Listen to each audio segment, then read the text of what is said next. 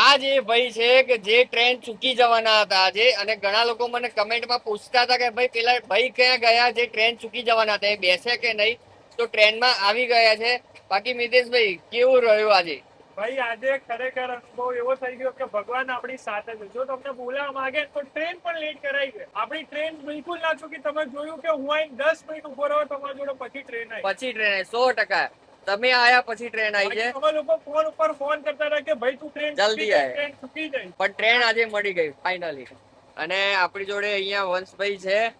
ભાઈ અત્યારે છે ને અમે 15 કલાક ટ્રેનમાં જર્ની કમ્પ્લીટ કરી લીધી છે. અને ઘણા લોકો મને કમેન્ટમાં એવું બી પૂછી રહ્યા છે કે ભાઈ ત્યાં છે ને તમને જમવામાં બહુ મજા નથી આવતી, ટ્રેનમાં નોનવેજ મળતું હોય છે.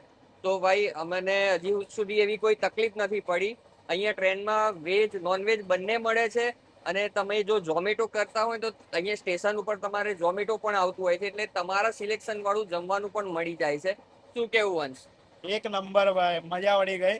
જમવાનું તો મળે જ છે, અને પુરીમાં પણ વેજ નોનવેજ બધું અલગ અલગ બધું મળે જ છે. એવું નથી કે નહીં મળતું, જમવામાં મજા નહીં આવે. દરેક સ્ટેટ બદલાય, દરેક રાજ્ય બદલાય એટલે એનો ટેસ્ટ બદલાતો હોય. ત્યાંના અલગ અલગ રીતના બનાવવાના તौर તરીકા બદલાતા હોય. પાણીમાં ચેન્જ થતો હોય. આપણા ગુજરાતમાં અલગ પાણી આવતું હોય, એના લીધે અલગ ટેસ્ટ આવતો હોય.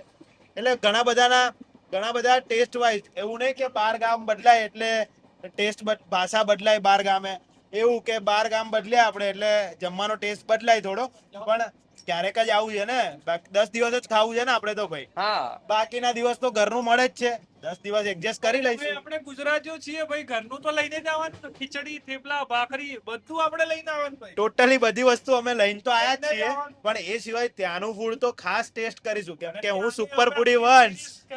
એટલે કલ્ચર ઓફ અમદાવાદ અને આ અહીંયા એક્સપ્લોર વિથ ધર્મીન. એટલે ભાઈ જે સ્ટ્રીટ ફૂડ છે અને ત્યાંના ફેમસ ફૂડ છે, ત્યાંનું સ્વીટ પણ બહુ ફેમસ છે. બધી જ વસ્તુ આમ ભૂક્કા બોલાવી દેવાના છે. એ પણ અમે ટેસ્ટ કરવાના છીએ. એટલે ભૂક્કા બોલાવી દેવાના છે. બાકી ભાઈ બહુ જ મજા આવી રહી છે. બસ અત્યારે એક્સાઇટમેન્ટ એક જ વાતની છે કે 16 તારીખ ક્યારે આવે અને દિવસ ક્યારે આવે, જ્યારે ભગવાન મંદિરની બહાર આવે અને રથમાં બિરાજે, અને પછી આખું જે ઓરા ઉભો થાય એની માટે જ એક્સાઇટમેન્ટ છે અત્યારે તો.